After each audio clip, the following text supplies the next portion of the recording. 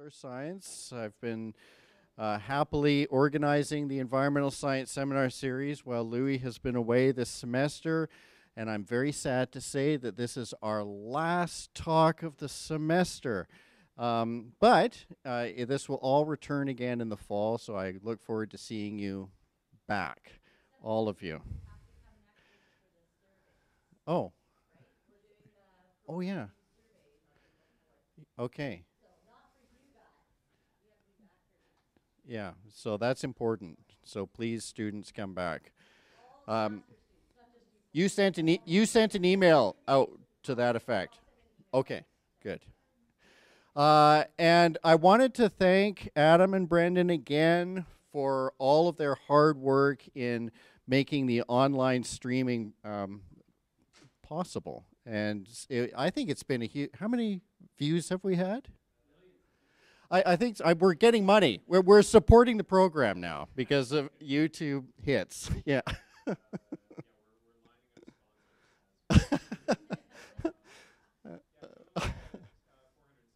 Well, that's excellent. Well, yeah. That's fantastic. So thank you very much, you guys. I'm going to pass it over to Roxanne to provide the territorial acknowledgement. Did you want me to go in front of the camera? Wait, Roxanne Letterlow and Squest to Statlia Mestachwin. Thank you everybody for coming today and in hearing Jordan speak today. I want to acknowledge that we are on the traditional and unceded territory of the Tecumloops to Secwepemc, and thank Jordan for coming into the territory and presenting and providing us some knowledge today. So thank you. Thank you.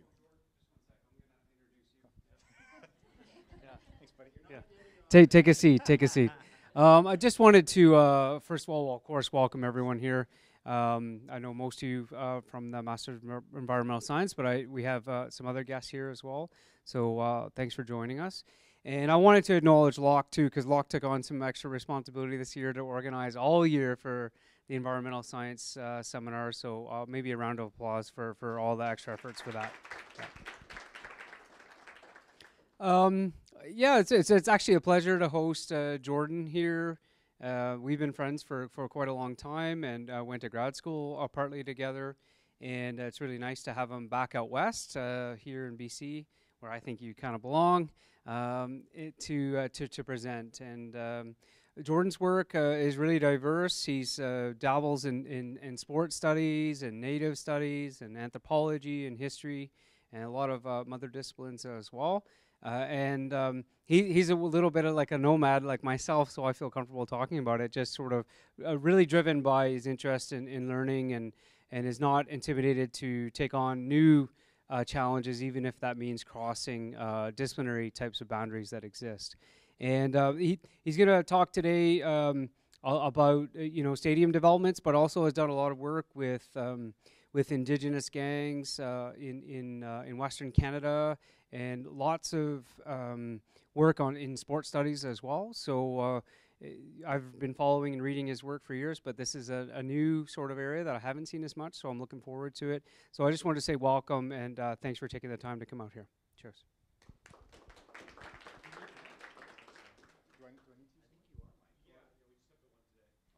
Okay, so I use this? Yeah, okay. Well, thanks so much for coming out, everybody. It's really a treat to be here.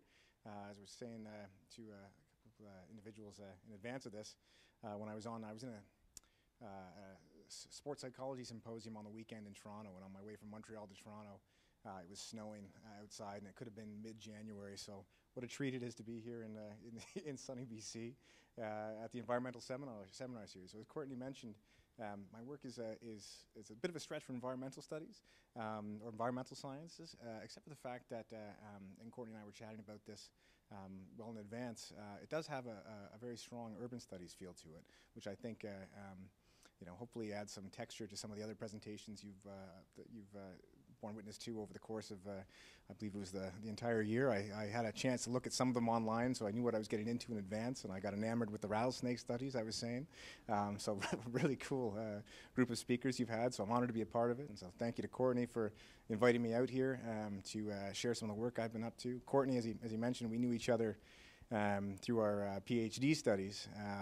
You would never know it, but he started a few years ahead of me, and he's somehow managed to stay really young and fresh looking, and I've taken an alternative approach to aging, one that I continue to pursue in earnest.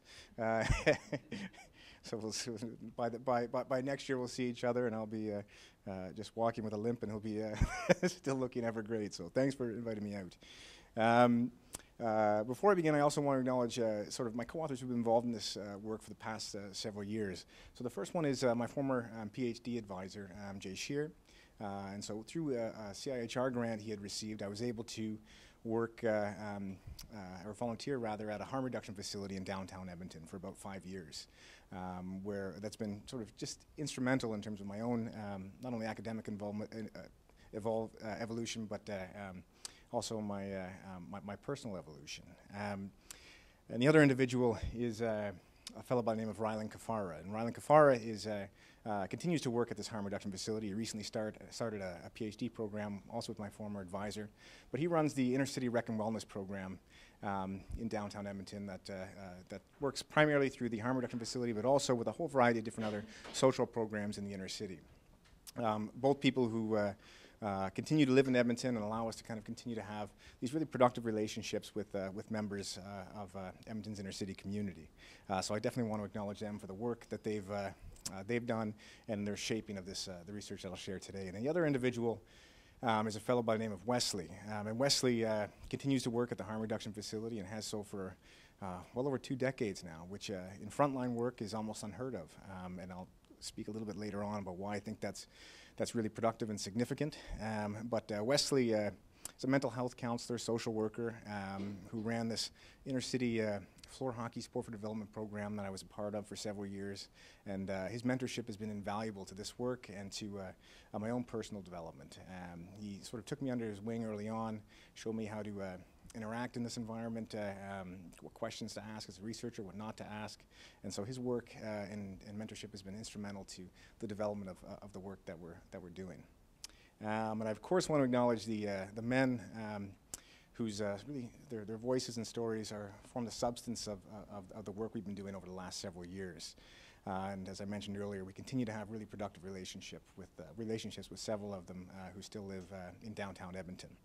So Courtney mentioned I recently relocated from Edmonton, from the U of A, where I did a PhD and a postdoc in nursing, oddly enough, and relocated to Montreal, where I've been for about 18 months now, in a new position with the Department of Kinesiology and Phys Ed. So a lot of my work continues to be out in Edmonton while I sort of relocate myself and my research program further east. And this presentation that I'll share today really brings together a bunch of different threads of projects we've been working on over the last several years. It's one of the sort of the last pieces, if you want to call it a data set, one of the last pieces that we're building out of this data set of ethnographic research that we compiled over a 5-year period. And in my discipline, the last thing I'll say is it's somewhat customary to read or orate aspects of our research. So mindful of the fact that in environmental science we don't necessarily do that. So I'll try to strike a nice balance between sharing some anecdotes and then at least orating parts of my text to stay true to my own disciplinary roots. So with that, I'll begin with a quote from one of my favorite researchers. And his introduction to one of the classic articles, The Moral Economy of the English Crowd in the 18th Century, the renowned social historian E.P. Thompson. And if you haven't read any of his work, I really encourage you to do so. He's a tremendous writer. E.P. Thompson warned against the loose employment of the term riot, a simple 4-letter word that conceals what he described as a spasmodic view of popular history. And according to this view, Thompson wrote, the common people can scarcely be taken as historical agents before the French Revolution. So before this period, he argued, they intrude only occasionally upon the historical canvas in periods of sudden social disturbance. And these intrusions are compulsive rather than self-conscious or self-activating. They are simple responses to economic stimuli. And Thompson further argued, that the weaknesses these explanations share is an abbreviated view of economic man. And today in 2019, we often still hear and are exposed to a very abbreviated view of economic man and economic activities, one that arguably primarily hinges upon the various pressures that all governments are under to attract capital and people of the right sort, to quote David Harvey, the economist. And these individuals are members of Richard Florida's so-called creative class, sort of white class workers with their own sets of cultural dispositions and tastes for world-class amenities and shopping districts. Now, I show this picture here because if you can imagine, when I was taking it, it was where I'm standing is directly, my back is directly facing the harm reduction facility, right? So it's, and in the foreground there, in the background there is the Rogers Place Arena, and that's the home's the new NHL's Edmonton Oilers, and was built in 2016, or sorry, opened in 2016. It was built for a few years, the construction took place a few years before that. Incidentally, that was the only year the Oilers made the playoffs in the entire decade I was there, which points to my good luck charm, so look out Montreal. But the building of this arena had a tremendous impact on sort of the urban poor who've thrived in this area for several years. And as you can imagine, in and around this area, there's a whole variety of other social programs and services that are available to some of Edmonton's most marginalized communities. And this particular photo was taken on a game night. And as I mentioned to a few folks earlier, one of the things that we were doing once the arena was open was we would take, myself and two other colleagues, we would go every home game and walk around the arena and just kind of looking at the different fan interactions and sort of what was happening in this urban environment in the wake of this new arena project and the corresponding revitalization of Edmonton's downtown core. And I think this photo is somewhat emblematic of some of the things we witnessed. As you can see, there's this increased sort of containment of inner city residences with the police cars. The white vans are sort of 24/7 staff, so crisis diversion workers. And it was a really just uncomfortable space for a lot of community members who've accessed this space for several generations. And one of the things I should mention is that we attended several different municipal city council meetings and municipal consultations that happened in advance of the decision to dedicate over $600 million of taxpayer revenue to support the construction of the Rogers Place Arena. And one of the underlying narratives that continue to emerge and surface was that to justify this expenditure was that we need to revitalize the downtown core vis-a-vis attracting the creative class of workers, new entrepreneurs, people who are creative in orientation and are going to generate economic capital for Edmonton into the mid-century and beyond. And of course, this is an ad taken right on Jasper Avenue, so on the south side of the arena. There's a racialized component to this as well. So this guy looks pretty much exactly like me, and this is a big skyscraper that was just developed in Edmonton that says, you belong here. And I should mention that about 70% of the people who were accessing the facility, the harm reduction facility and different social services around there, self-identified as Indigenous.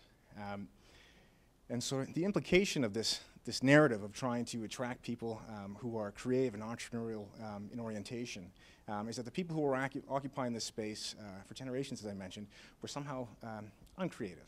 They were non-productive, that they were unentrpreneurial in orientation. And if you think about it in terms of sort of the broader patterns of colonialism and continuity that exist, there's some striking resemblance. So this idea of the historical notion of terra nullius, this Latin expression that literally means nobody's land. This is a concept that was used to justify European sovereignty over Indigenous peoples and lands. And this is one that we felt kind of really re-emerge in the wake of these consultations, these local consultations and city council meetings. And this is a narrative which we as a research team, having spent several years in this community, really took issue. And this is sort of the thrust of what I want to talk about and challenge here today. So to give you some context, as Canadian cities have been fully integrated into the circuits of global capital across the country, and we talked about this earlier in the research lounge, we can fully witness the polarization of class relations in much starker material and corporeal terms and the concrete realities of what the political philosophers Michael Hart and Antonio Negri, in drawing on the work of the French social historian and social theorist Michel Foucault, have called bodies and their alterity. So indeed, the role of unions in the public sector has been steadily eroded across our country, and many of the collective gains made by working people in the post-World War II era have been gradually replaced by conditions of precarious labor, so temporary, non-unionized jobs, and an ascendant discourse of personal responsibility and self-care. In these conditions, the gap between the rich and the poor continues to expand throughout Canada, while Edmonton, despite being located in one of the wealthiest provinces in the country, also has one of the highest levels of economic and social inequality, and nearly 2,000 homeless. And I'm not sure how many people are familiar with the way in which the method used to calculate the amount of homeless in a city, but it almost always underestimates the sheer volume of homeless in a city. So what it really is it's an assembly of a group of volunteers assembles at a particular day, usually in the springtime, and literally walks throughout the city in places that they think homeless are usually frequenting. So drop-in centers, sometimes under bridges or in particular street corners. They literally count the individuals just to kind of get a sense of how many people are experiencing homelessness in Edmonton. And as you can imagine, as researchers yourselves, there's certain flaws baked into the cake of this methodology. One, for example, is the time of year you do it. If it's a particularly cold day, most people will be inside, not frequenting spaces that, where they would ordinarily be counted. It also doesn't necessarily take into account the volume of hidden homelessness, so people who are couch surfing or staying in their friends' backyards or elsewhere. And it also has a striking gendered component to it as well. One of the things you'll notice in Edmonton and many other inner cities is that there's an overwhelming population of male who are visibly homeless, but females also experience homelessness and are more wont to experience the hidden variety of homelessness. Oftentimes, in research has shown that out of sheer fear of being having to interact in this environment where they'll be more vulnerable, they'll stay in abusive relationships for longer. So the city tries to do a better job of taking care of its more vulnerable citizens, but there's high volumes of hidden homelessness that aren't encapsulated in these types of counts. So class inequalities in divided cities such as Edmonton are of course manifested with the use and indeed exchange of urban space. So in Western Canada, for example, the inner city and north ends of Winnipeg, Regina, and Edmonton, so prairie towns, have historically been home to working class families, often new immigrants from Eastern Europe, and significant Indigenous populations. And at various times, these neighborhoods have also been the sites of significant eruptions of class consciousness and displays of oppositional and indeed aggressive political protests. So I'm sure we're probably familiar with the Occupy movements and the Idle No More movements, catalyst to which was the sort of Harper government's evisceration of environmental protections, which was further emblematic of a broader pattern of a cavalier attitude towards Indigenous rights and land sovereignty. And in much of the neoliberal era, these communities have also been defined by high levels of poverty, eroded public infrastructure, high levels of crime and gang activity, and significant homeless populations that, as I mentioned, are overwhelmingly male and Indigenous. And according to the Homeward Trust in Edmonton, for example, as of the last count, approximately 52% of those considered homeless in Edmonton in 2018 were Indigenous, despite comprising only 6% of the city's total population. Their colonial inheritance, while 74% were male. And meanwhile, roughly 13% of the homeless were youth under the age of 24. Now, sport for development programs, which is an area I've been interested in, have of course long been and continue to be widely deployed in Canada and indeed around the world as these sort of common sense solutions to a wide variety of social issues, including poverty and crime. And perhaps the most popular of these would be the Midnight Basketball crime prevention programs that started around the 1990s in Chicago. The idea behind them, of course, if people aren't familiar, was that we would open up gymnasiums around midnight at a time when they thought there'd be a lot of youth roaming the streets, just so that they could go and shoot hoops, participate in a gym space. The idea, has been obviously critiqued for being paternalistic in nature and being heavily racialized, and for this idea of shoot hoops, not drugs. It happened, so as I said, in the 1990s, initially instigated by, I believe, the first George Bush, and then taken over in earnest by Bill Clinton, and continued thereafter. One of the things that they've been critiqued for is a sort of diversionary practice, because at the time in which programs such as Midnight Basketball were taking shape, simultaneous recoiling of social programs were happening in inner city Chicago, the ascendance of or revitalization, if you will, of crime bills, sort of the three strikes you're out rules. So the sort of systematic dismantling of the welfare state as these programs started to really take shape and gain popularity and notoriety in inner city spaces. So such programming, as I mentioned, has been rightly critiqued for encouraging sort of individual solutions to complex public problems of social structure, and for their often patronizing and top-down approaches.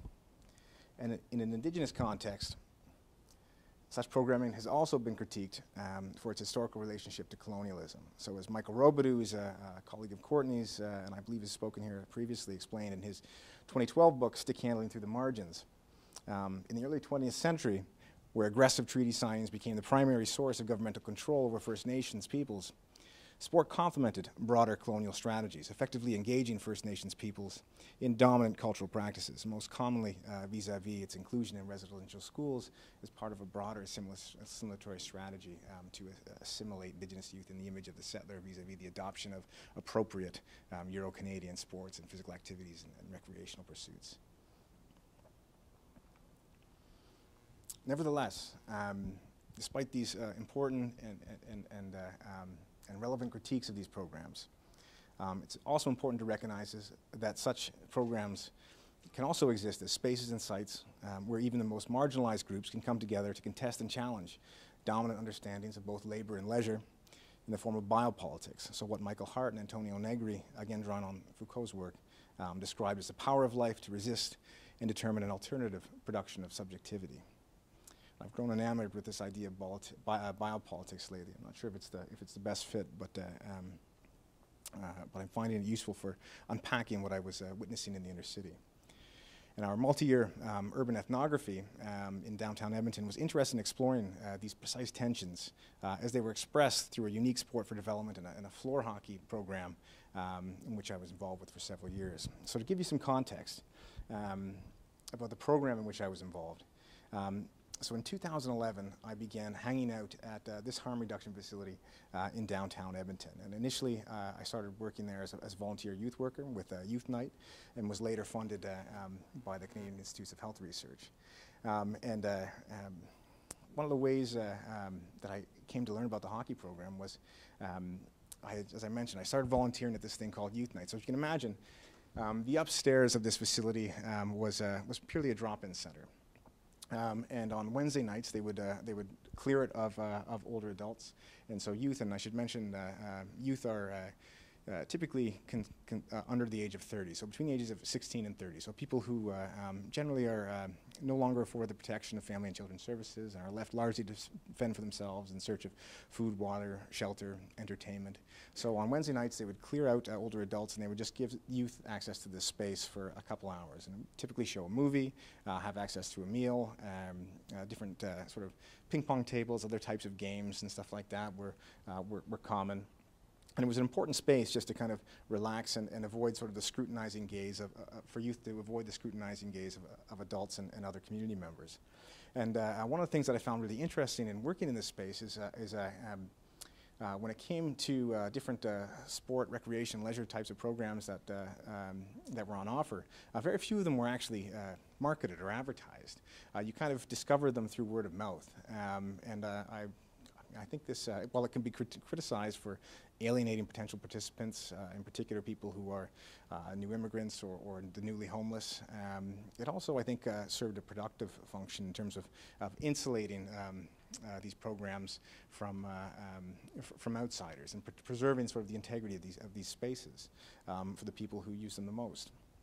One such program was this floor hockey program, and it wasn't until after I'd been volunteering at this space on Youth Night for over over a year that a fellow by the name of Daryl told me about this hockey program. He knew I was into hockey and told me about this program that had been offered for several years and said every Friday you just show up at the mental health unit in the downstairs at 1:15 p.m. and a group of us will go. And so he agreed to meet me and introduce me to the group that week, and so on the Friday. So I showed up on Friday, 1:15, Daryl. But sure enough, this guy Wesley, who ran the program, came out at 1:15. A group of people had assembled, people who I just didn't recognize or hadn't been introduced to yet, but they all walked out to an old 15-seater passenger van, and so I just accompanied them. Nobody really asked me any questions. I popped in this van, and off we went.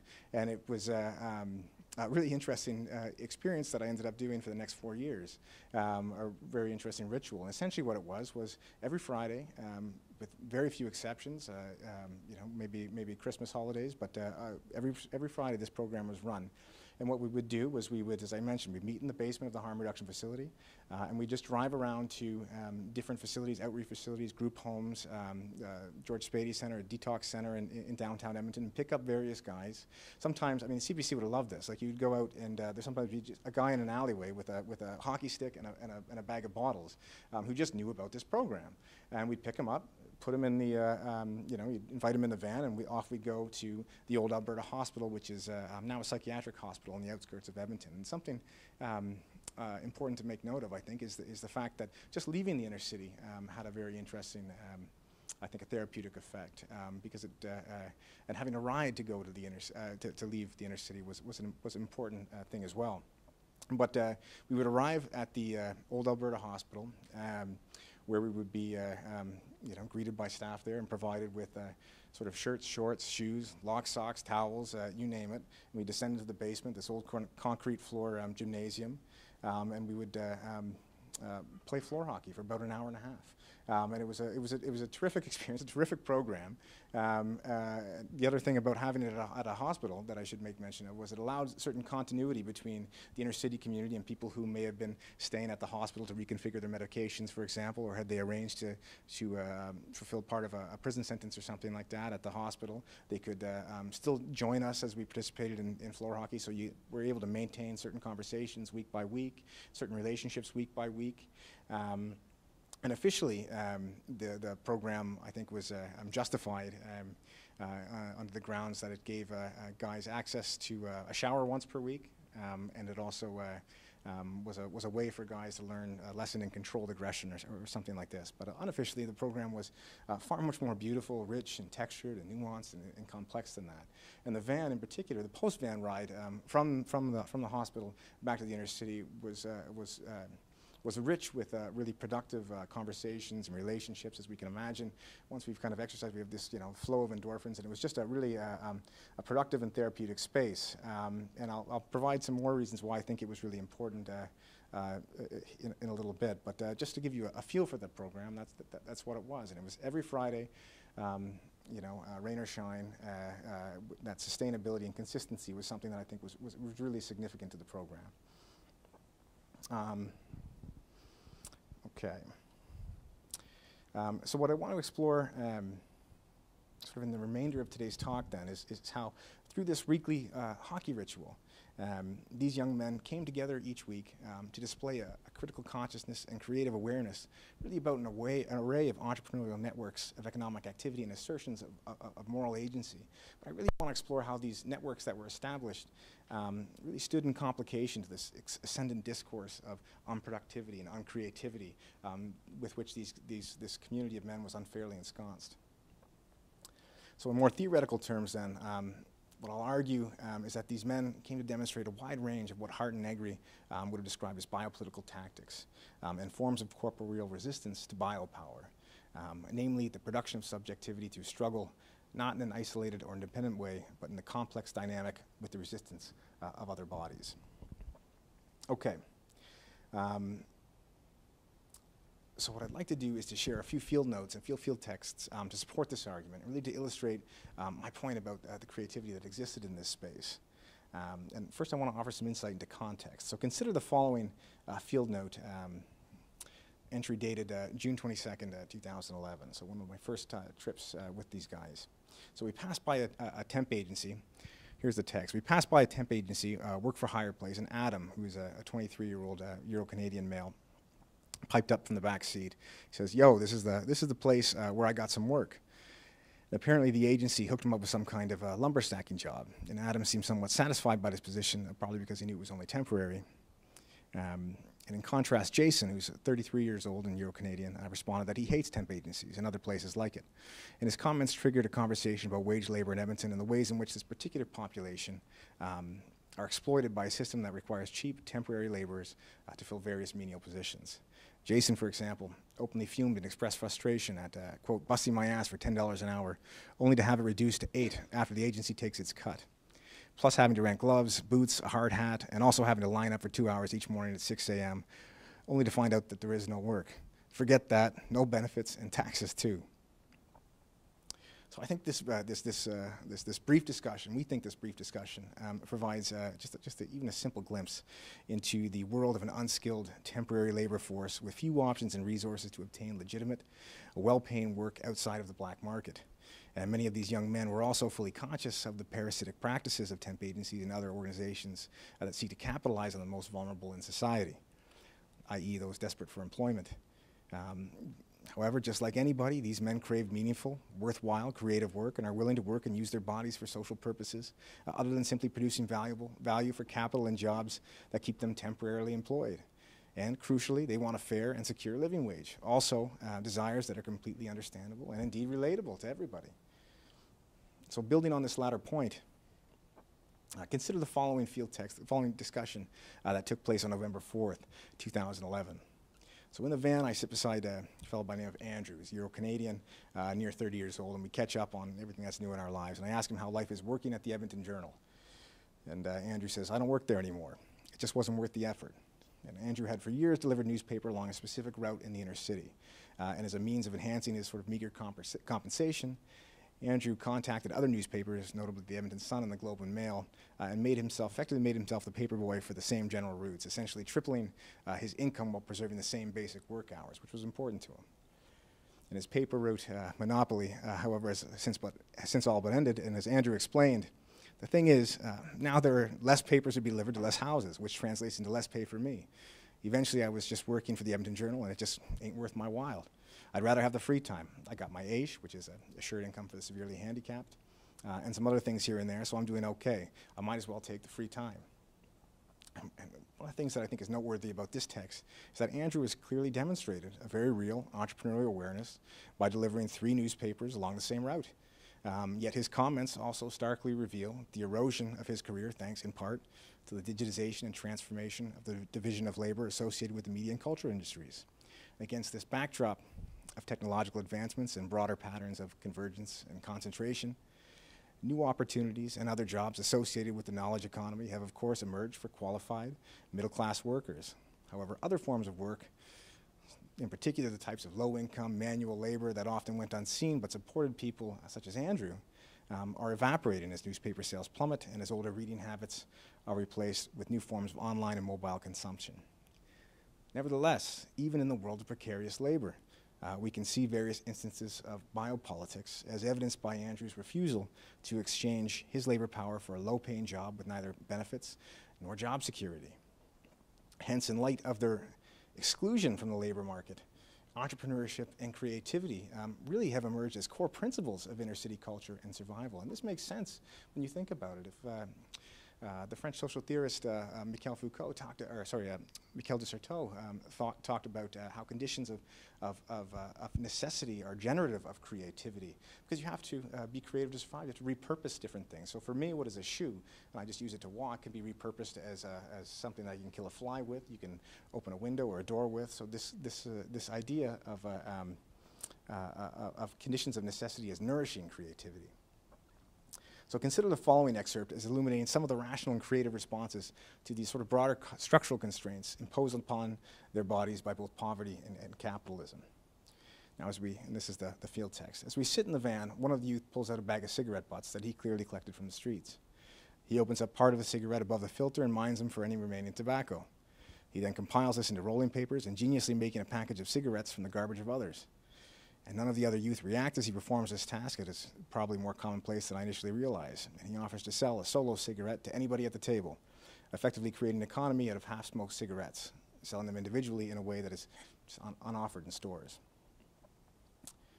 So from the refurbishing of old electronics, appliances, clothing, and bicycles, to recycling bottles, bus tickets, and half-smoked cigarette butts, to manufacturing various tools, garden supplies, home remedies, medications, and drug paraphernalia. So, for example, making crack pipes out of old golf club shafts, which, when you think about it from a harm reduction perspective, it's actually quite ingenious and productive in terms of the transmission of oral diseases, or reducing the transmission of oral diseases, to selling their hair, artwork, music, and writing compositions, and occasionally their bodies.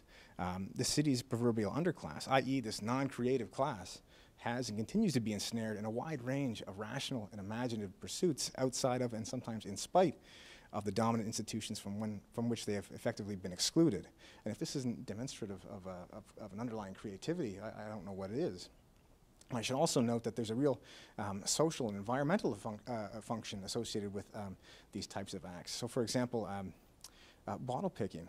I recall vividly a day where it was minus 40 degrees, and I was going to Tim Hortons, and outside were two of my closest friends from the harm reduction facility, picking bottles and returning them for meager compensation. You couldn't pay somebody $50 an hour to do the type of labor these guys were doing. And it's very much presents a counter-narrative to this idea of homeless and low-income residents as somehow freeloaders. These are by no means the traits of a collection of individuals who are lazy or incapacitated or unintelligent or unwilling to work. Rather, we think that they are clear markers of class struggle and of an emergent entrepreneurial consciousness within a particular context, born out of a common cultural and often colonial inheritance, and an exploitive economic system that continues to perpetuate and further entrench these long-standing inequalities. It's also important to note that so too did many of these young men exchange information and favors about profitable sites and locations for bottle picking, panhandling, eating, resting, and dumpster diving as part of a moral obligation, I think, to help each other and their broader community. And I would argue then that these types of supportive interchanges fostered powerful relationships of trust and solidarity among the inner city. And this is a level of social cohesion that often passes unnoticed and is underappreciated in stereotypical portrayals of this community, such as those that were used to justify the dedication of $600 million to build an arena. But it's an important point that's worth talking about. So building on this this latter point about community, I want to transition for a moment into what I view as a much more a deeper and profound function of this particular Friday hockey program, and that is to nourish a network of solidarity among its participants. Now consider the following dialogue between myself and a fellow by the name of Luke, who is a 40-year-old Cree man from a rural First Nation in eastern Alberta. Now Luke initially became involved in Friday hockey through a drug and alcohol detox program in downtown Edmonton. However, as the sort of the residential treatment stage of his program neared its completion, Luke experienced a great deal of anxiety about his capacity to stay sober. And this is a sentiment that he shared with the group on the January 18th, 2013 post-hockey van ride. And this is Luke talking. I've been sober for exactly 2 weeks now, fellas. What a trip. I mean, I really struggled at the beginning, eh? There ain't nothing to do with the detox center other than sit and think about drinking. I must have finished every puzzle at the detox center at least half a dozen times. It's a strange feeling being sober. Everything feels different. It truly does, eh? I haven't used my body like this in forever. It feels great. And a collective feeling of support and mutual understanding fills the van as the men pat Luke's shoulders and nod their heads in solidarity. And one man, Brandon, who's Indigenous and is a former addict himself, invites Luke to keep coming to hockey every Friday. And this is Brandon talking. It only gets better from here, brother. There'll be tough days ahead for sure, but keep focused on today. Keep focused on how good you feel right now. Then Luke responds, I'll try, fellas. You know what's the real struggle with sobriety? So I'll have to quit my friends too, you know? I'm from a small community. How do I explain to my friends that I can't be around them anymore? How do I explain to my family that I can't be with them all the time? Sobriety is fucking lonely, man. And Wesley, the social worker, overhears this conversation, and both he and Brandon offer guidance about how to frame the very real challenges that lay ahead for Luke. And Wesley says, my belief is that every decision in life comes at a cost. For example, going to school involves an economic cost. a time cost as well as a social cost, right? You have to spend a lot of years studying and spending rather than working and earning. That's a cost, but it's a cost that will one day pay off. It's the same for addictions, right? Quitting alcohol, crack, or whatever, it involves a ton of upfront costs, but they're costs that will one day pay off. Your body will feel better, your spirit will feel better, and you'll meet new people, new friends. And then Brandon concludes, and it's worth it, brother. Trust me, I know, it's not easy, man. Your body hurts, your mind hurts, your heart hurts, but in the end, it's worth it. You're on this earth for a reason, man, and drinking ain't it. We're here for you, brother. And conversations of this nature were regular occurrences during the van rides from Friday Hockey. And of additional significance was the fact that these conversations were rarely dismissed by the other men in attendance as out of place or as a sign of weakness.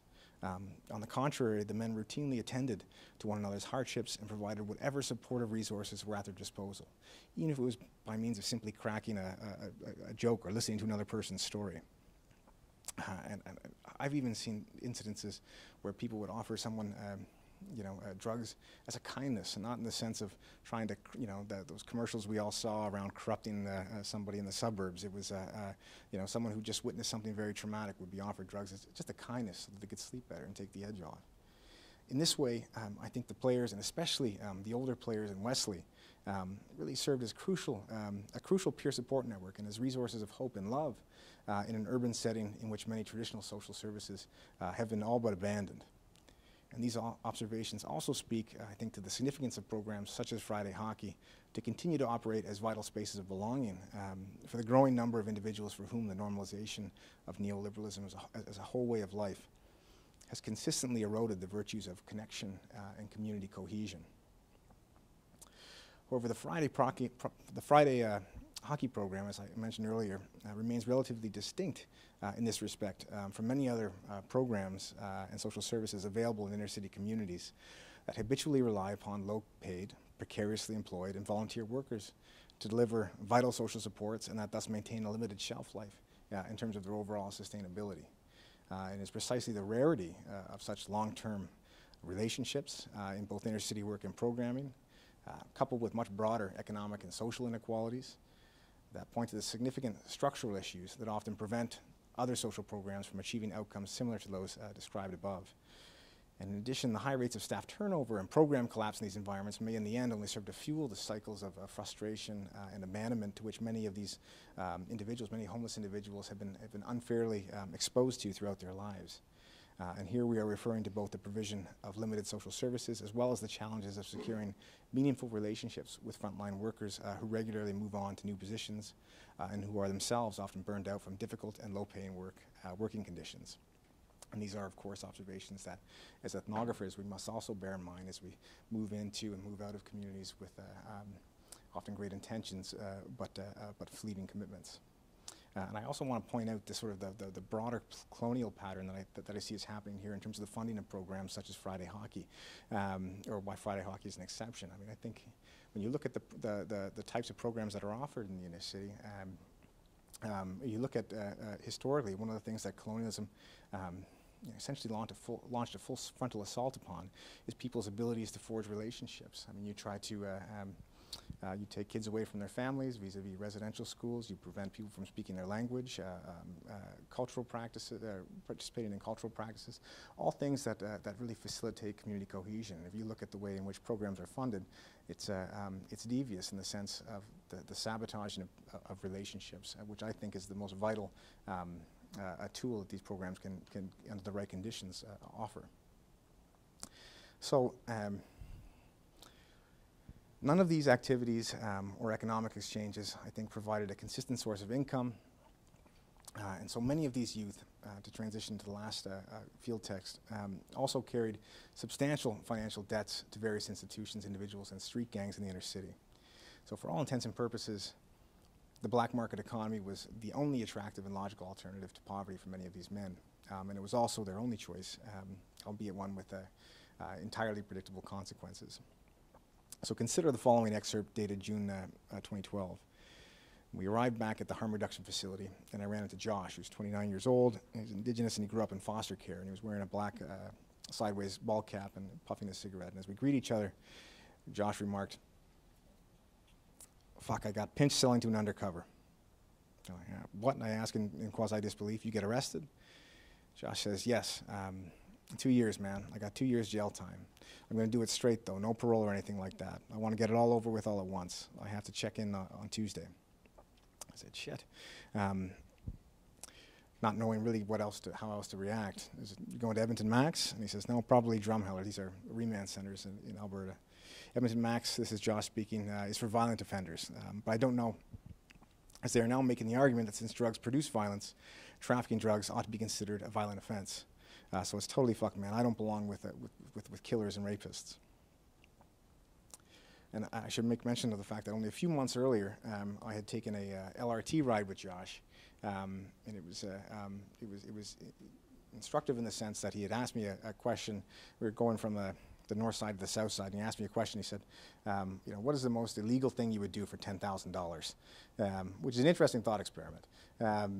But after some probing, I found out that he was looking for, he'd been given an opportunity, as he framed it, and he said he'd been looking for any way he can to kind of escape the inner city. And he's, at the time, he didn't have a criminal record, but he really wanted, he had the grades to go to Grant MacEwan University, and he wanted to get into policing, oddly enough. And so he saw this as an opportunity to, potentially subsidize his tuition. He didn't have great credit ratings or anything like that. He didn't qualify for student loans, and so this was, his strategy for gaining access to the capital that was required. And so, after some back and forth, essentially what I said to Josh was, I said, as I said, he didn't have a criminal record. He had done some time at Edmonton Young Offenders Center, but that was it. And so what I framed to Josh was, I said, listen, pal, I mean, I see where you're coming from, but $10,000 is a lot of money, but it's not sort of a life-changing amount of money. And if you go to jail, if you get caught, I mean, that's potentially, I mean, you're gonna have a criminal record. That's gonna irrevocably change your life trajectory. My advice to you is to just try to save over a couple of years. Work at a low-income job. Everything that he was trying to escape. And so we left, and I thought he was going to take my advice, but apparently, the allure was too significant, and that was the sort of the subsequent interaction. The field text I just described was my next interaction with Josh when I met him after that conversation we had on the LRT ride. So I guess I could say that ironically, Josh sought to acquire capital for what is an increasingly costly post-secondary education in a manner that appeared, at least to him, as a resourceful, common-sense economic solution for his personal trouble in the neoliberal condition, trafficking drugs and actively engaged in the very markets and distribution networks that he was desperately trying to escape.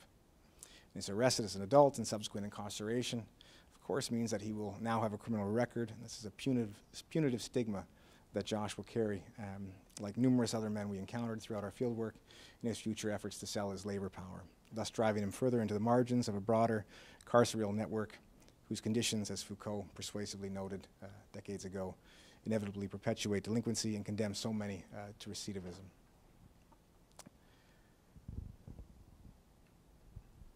Okay, so we think really that the stories described here point to a profound crisis in our social order that affects each and every one of us. A world dominated by the imperatives of capital and the normalization of conditions of precarious labor, and an unequal economic model that overrides all other social conditions. And in this sense, these men are not only speaking for themselves, but for all of us, whose lives are increasingly subordinated to the relentless demands of productivity and management, and who have come to accept such demands as normal. And of course, addressing issues such as homelessness, poverty, and class inequality will require aggressive political decisions about the redistribution of wealth, including the establishment of a universal basic income, something that was, the pilot project was just canceled by the Ford government in the province of Ontario. And conversely, we would argue a maximum wage. In Canada, the typical CEO to worker ratio is, as last I checked, was 140 to 1. The top 100 CEOs was 200 to 1. And the discussions over the creation of an urban commonwealth will also involve debates about property rights, rent control, the provision of social welfare, and adequate housing use values for vulnerable populations, including those with mental illnesses and various drug addictions, as well as the implementation of all the Truth and Reconciliation Commission's 94 calls to actions. And inevitably, these latter uses of urban space will be opposed by powerful economic interests and held hostage to ever-deepening exchange value considerations, especially given the relentless pressure that cities such as Edmonton and Montreal are now under to lure members of the so-called creative class vis-a-vis various debt-financed wealth creation projects such as the downtown arena and entertainment districts and sports spectacles. And these are the types of entrepreneurial growth agendas that are powerfully reshaping urban landscapes across the world according to the interests of developers, speculators, and financiers, while even large populations with a growing sense of loss and dispossession and displacement. So I'll leave it on that sort of somber note. Yeah, thank you.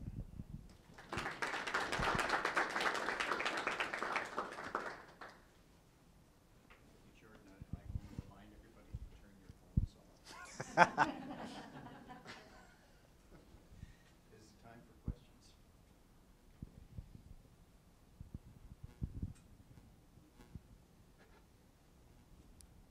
Hi, I'm Anne. I work with the Tourism Management Department, and I'm quite familiar with a number of sport programs that are aimed at marginalized people. Street soccer group, Peace being one of them, and a number of others, but they all seem aimed at males. And Right. I'm curious if you're even familiar with any sport program aimed at females.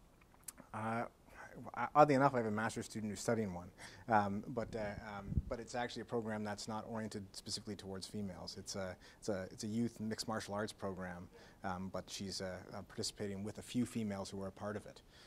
So I'm not actually familiar with many that are directed specifically towards women. I know I've heard of one or two yoga programs, but even in terms of the sports they select, they're incredibly gendered along those. It's interesting because you talked about the hidden Right. and you know then the types of opportunities that are offered to draw people out of those spaces aren't necessarily really compelling. So Right, right. it's just interesting. Thank you. Yeah.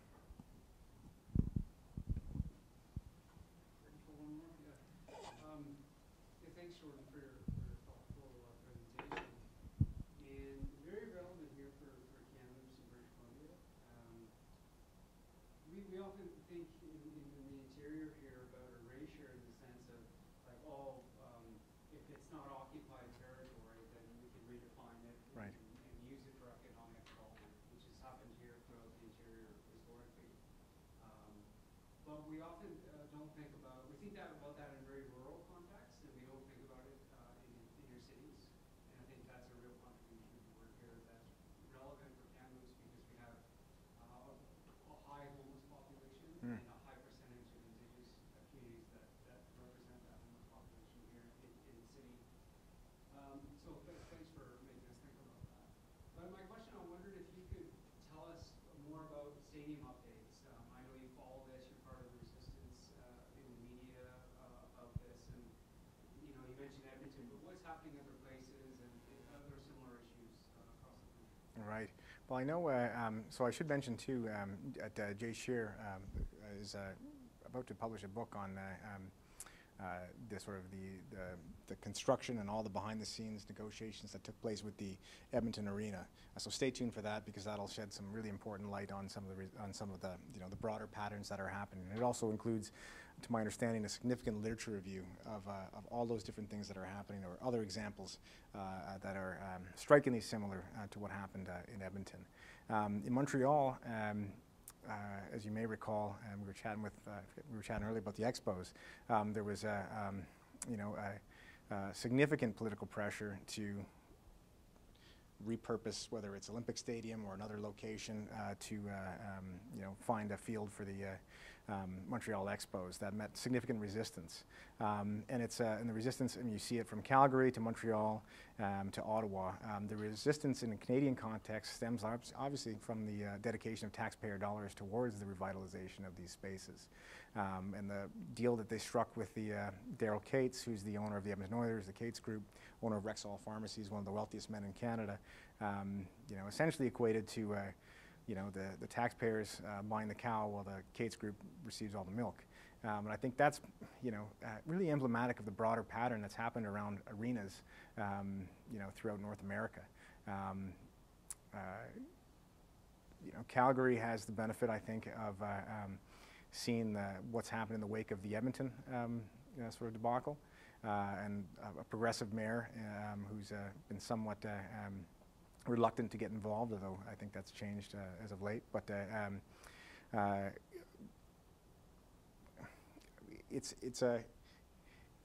I think that it's the resistance, and this is what we found in Edmonton, is just it's an incredible, overwhelming amount of pressure to resist the economic arguments that are advanced by these financiers and developers. So it's quite depressing, actually. But places like Montreal, now that we have a new mayor, Valérie Plante, she was one of the first in her campaign to kind of say, no, I don't see the dedication of taxpayer dollars going towards the sport, a new arena. So that changes with whoever's in office, but I think there is, I wish I could say that there's more lessons being learned, but I don't think there necessarily is. Very interesting research, Jordan. And I think, you were really afforded a privilege to be embedded in the hockey activity and be a whole part of that community. I wonder, though, if you ever felt unwelcome, or if there was a sense from the others that you were invading their space. Right. It's curious because it's like as I was starting to try to unpack sort of some of the embodied politics that are associated with entering this space as a middle-class white male. When I first started going to the harm reduction facility, I took these trivial dramaturgical kind of efforts to deliberately dress down. Like I wore jogging pants, I just I'm clean shaven today, but oftentimes sport a ridiculous looking beard, and was going to these spaces, thinking I would try to blend in, and it took 2 seconds for people to recognize me as out of place. Primarily it was the teeth was one of the first ones where they said, after my second trip with the guys playing hockey, where they were asking me what I was doing here, they didn't make me feel unwelcome, but they were curious about my investment in this program. Coming from a physical education faculty like I did, I actually think that softened the edges versus coming from an anthropological department, which has a whole set of sort of ontological baggage attached with it. Not that phys ed doesn't, but I was curious. It was curious. One particular example that stands out in my mind. Again, I'm not trying to not answer your question, but I'm interested in these, and I grow fascinated by these the class distinctions that were embodied, and the way in which people kind of creatively utilize them, not to kind of make me feel unwelcome, but to their advantage. So, for example, there was on the hockey ride, the van ride one time, there was a fellow who, on a van ride home was adamant that I walked with him out of the inner city, and he said and so I had no idea why, but he was acting really kind of skittish and asked if I would just go for a cup of coffee with him, and so he had essentially went inside, got his mail, and then walked right beside me, almost if we were just holding shoulder to shoulder, walking out of the inner city towards the LRT station. And I was asking him, because it was seemingly very out of character, why are you walking so close to me, man? This is really uncomfortable. And then he told me a story about how he was,